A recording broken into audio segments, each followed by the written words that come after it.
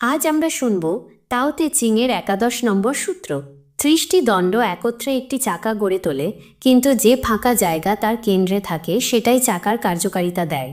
মাটি দিয়ে বানানো হয় পাত্র, কিন্তু পাত্রের ফাঁপা অংশেই থাকে তার আসল ব্যবহার। দরজা ও জানালা বানাতে গায়ে ছিদ্র করা হয়, কিন্তু ঘরের শূন্য জায়গাতেই আমরা বাস করি। তাই যা কিছু আছে তা গঠন করে, আর যা নেই তা করে ব্যবহারযোগ্য।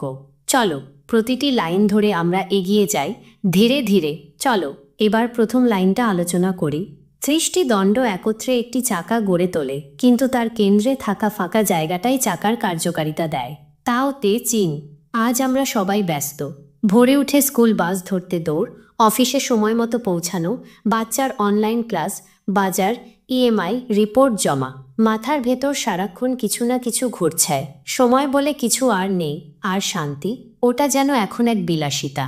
এমনই এক বন্ধু রাকেশ, একজন বড় কোম্পানির চাকরিজীবী। সকাল 8টায় বেরিয়ে রাত 10টায় বাড়ি ফেরে। গাড়ি আছে, ফ্ল্যাট আছে, মাসে মোটা বেতনও পায়, কিন্তু কিছুদিন ধরে সে ভীষণ ক্লান্ত, অস্থির, আর একটু পর পর মাথা ধরে যাচ্ছে। ডাক্তার দেখিয়ে কি বের হলো জানো? সে এত ব্যস্ত যে দিনে 15 মিনিটও একা চুপচাপ বসে না। নেই কোনো ফাঁকা সময়, নেই নিজেকে শোনার সুযোগ। তখনই মনে পড়ে লাও সে এর এই কথা, চাকায় যত দণ্ডই থাকুক তা তখনই ঘোরে যখন তার মাঝখানে ফাঁকা জায়গা থাকে। আমরাও তখনই ঠিকমতো চলতে পারি যখন জীবনে একটু ফাঁকা সময় রাখি। ভাবো তো, একটা চাকার সব কাঠি ঠিক আছে, কিন্তু মাঝখানে যদি কিছু না থাকে, চাকা কি ঘুরবে? না। একটা বাড়িতে যদি দরজা না থাকে, তুমি ঢুকবে কি করে? একটা মাটির হাঁড়ি যদি একদম পুরোপুরি ভরাট করে ফেলো, তাহলে কি কিছু ঢালা যাবে? ঠিক তেমনি আমাদের জীবনেও দরকার ফাঁকা জায়গা।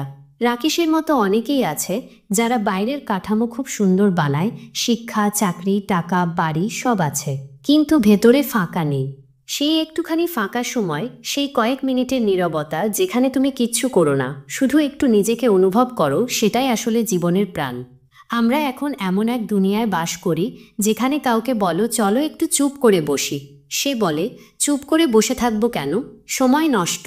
কিন্তু লাও সে বলছেন সময় নষ্ট নয়, এই শূন্যতাই তোমার সবচেয়ে প্রয়োজনীয় সময়, কারণ এই সময়েই তুমি নিজের মধ্যে ফিরে যেতে পারো। বাইরের দৌড়ঝাঁপের মধ্যে নিজেকে তো আমরা হারিয়েই ফেলি।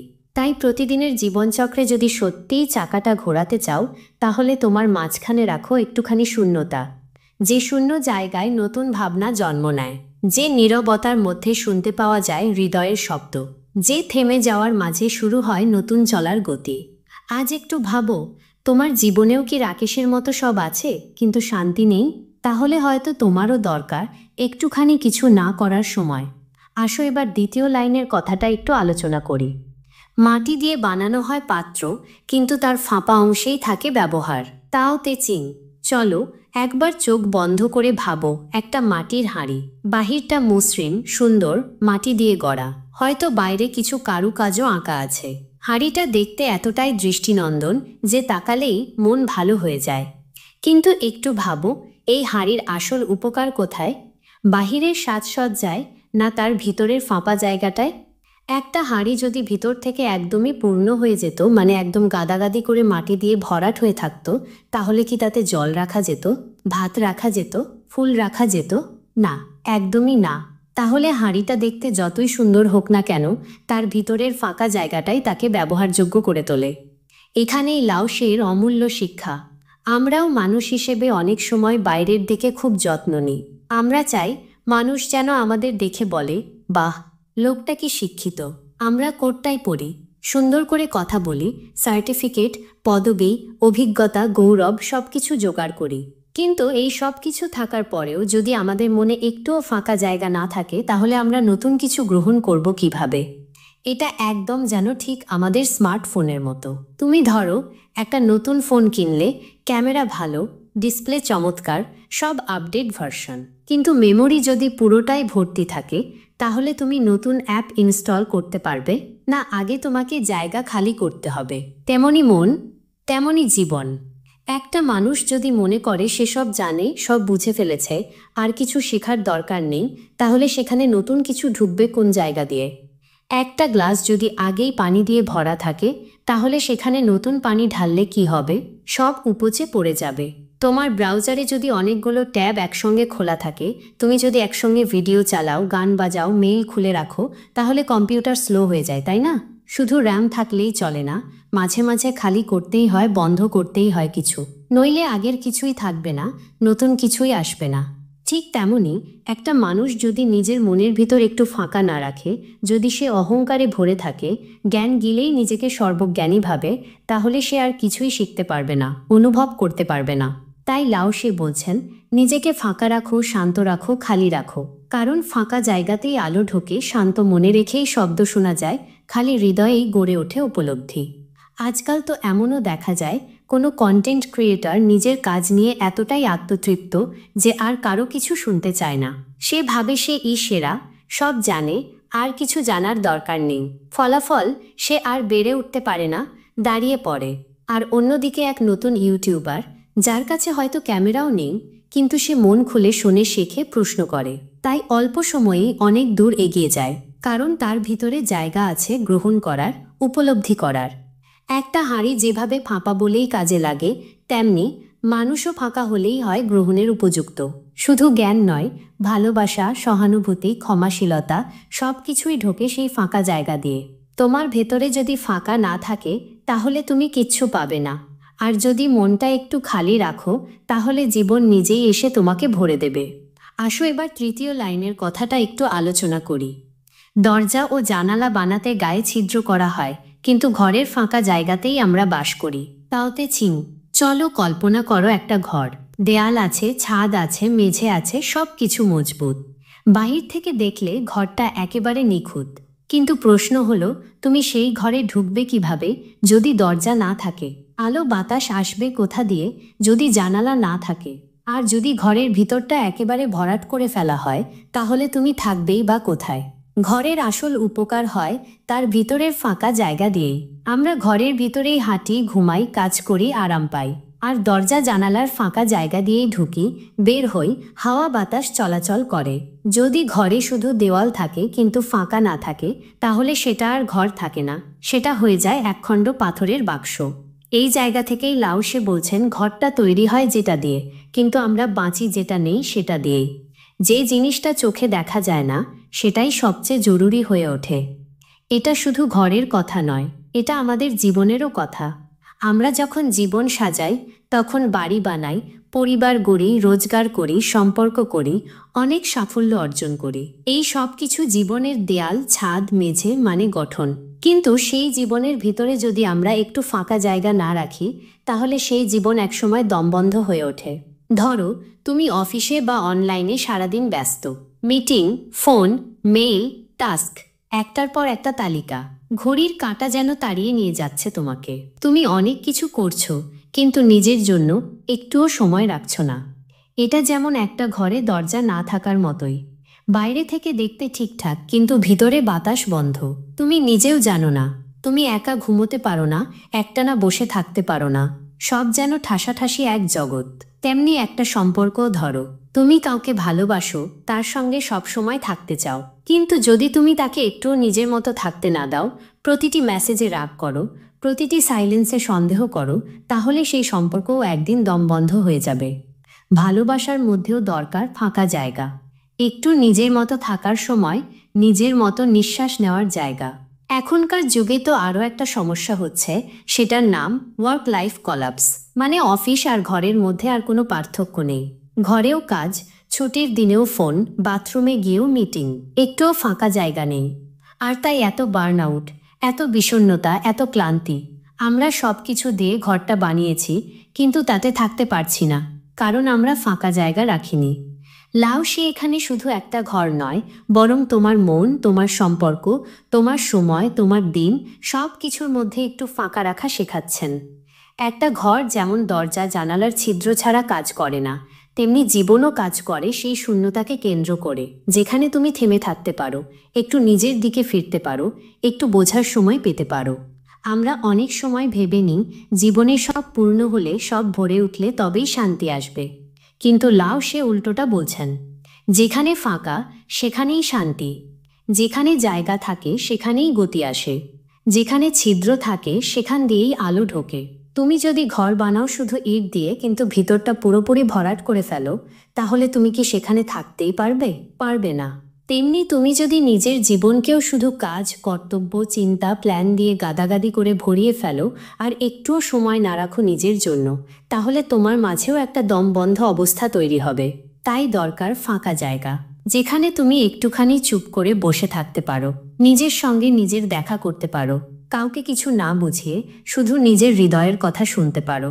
একটা ঘরের দরজার মতো তোমার মনেও দরকার একটা ছোট্ট ফাঁকা জায়গা, যেখান দিয়ে শান্তি ঢুকতে পারে, আলো ঢুকতে পারে, আর ঢুকতে পারে তোমার নিজের ভেতরের সত্য। তাহলে লাও সে আসলে কি বলছেন?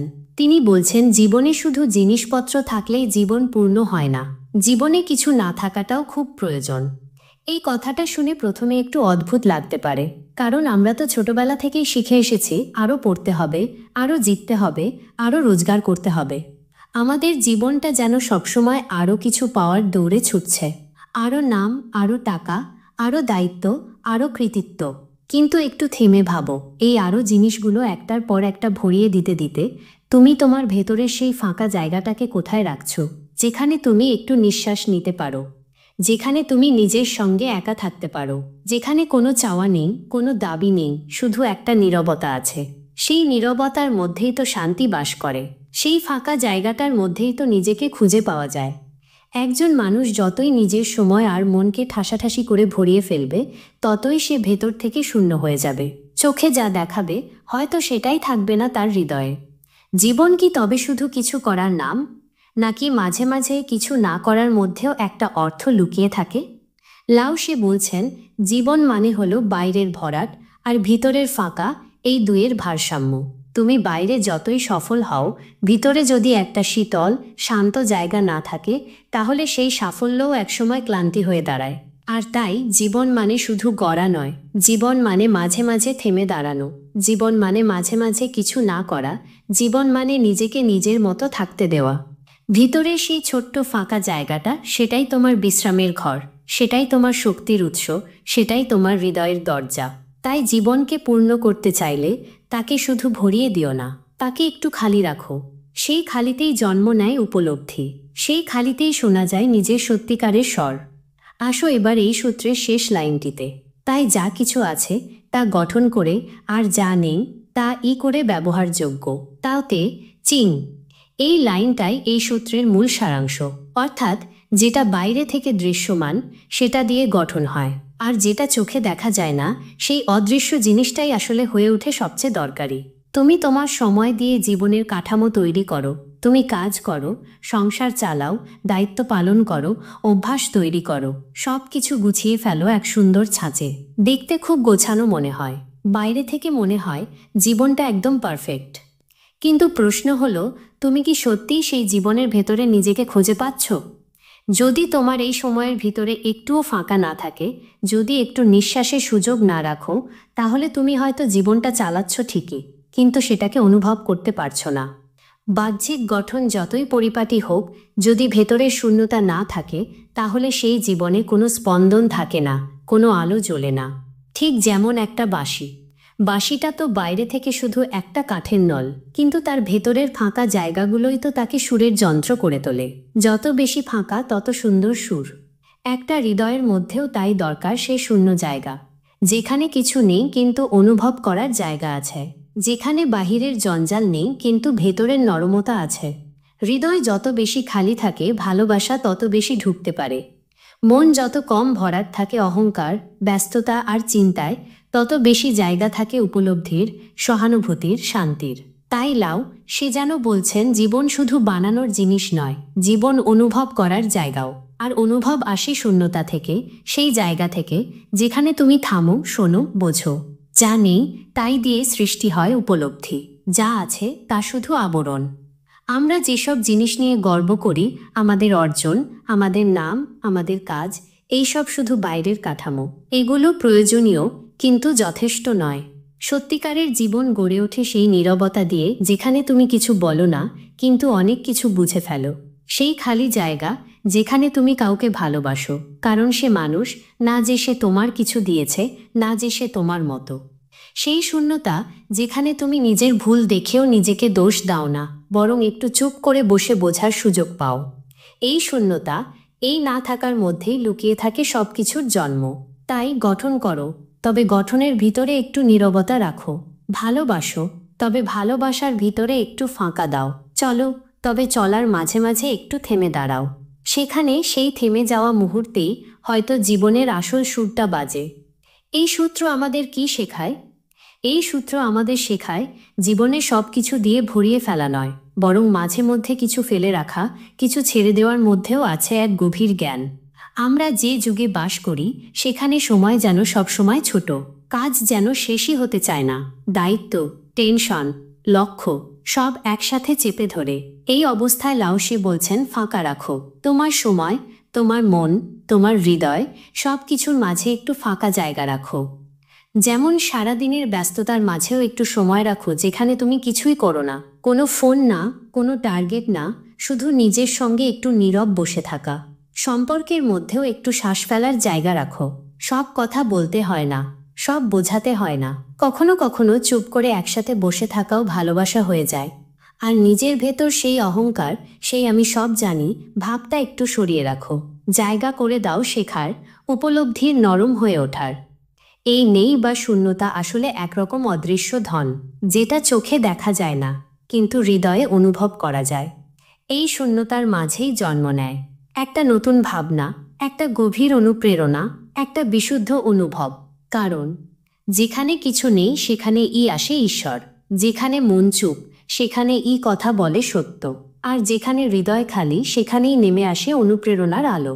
তাই লাওসে আমাদের শেখান, ভরিয়ে ফেলো না সব কিছু, একটু ফাঁকা রাখো। এই ফাঁকা জায়গাগুলোই তোমার জীবনের শ্বাস হয়ে দাঁড়াবে, যেখানে তুমি শুধুই তুমি হয়ে বাঁচতে পারো। এক পংক্তিতে সারাংশ, জীবন তৈরি হয় যেটা দিয়ে, কিন্তু অর্থ খুঁজে পাওয়া যায় যেটা নেই, ঠিক সেইটার মধ্যেই। শেষ কথা, লাওসে এই একাদশ সূত্রে আমাদের মনে করিয়ে দেন, জীবনে সব কিছু থাকলেই সব কিছু হয় না। অনেক সময় একটু ফাঁকা থাকাই আসলে সবচেয়ে বেশি পরিপূর্ণতা আনে। যেখানে কিছু নেই সেই ফাঁকা জায়গা দিয়েই ঢুকে পড়ে হাওয়া, ভেসে আসে শান্তির গান, জন্ম নেয় অনুভব। তাই জীবন গড়ো, সম্পর্ক তৈরি করো, সাফল্য খুঁজো, সবই করো, কিন্তু তার মাঝখানে রাখো একটু শূন্যতা, একটু নিঃশ্বাস, একটু নিজের মতো সময়। কারণ সব গঠন, সব সৃষ্টি, সব ভালোবাসা টিকে থাকে তখনই যখন তার মাঝে থাকে একটু ফাঁকা জায়গা, একটু থেমে থাকার সুযোগ। তাও তে চিংয়ের একাদশ সূত্রের ব্যাখ্যা এখানেই শেষ। যদি এই ব্যাখ্যাটি ভালো লেগে থাকে তাহলে চ্যানেলটি সাবস্ক্রাইব করতে ভুলো না, আর নিচে কমেন্টে লিখে জানাও তোমার জীবনে এমন কোন কোন জায়গায় তুমি শূন্যতার প্রয়োজন অনুভব করো। ধন্যবাদ। নিজেকে একটু খালি করো, কোনো কিছু হওয়া লাগবে না, শুধু থেকো নীরবে, গভীরভাবে। ভালো থাকো।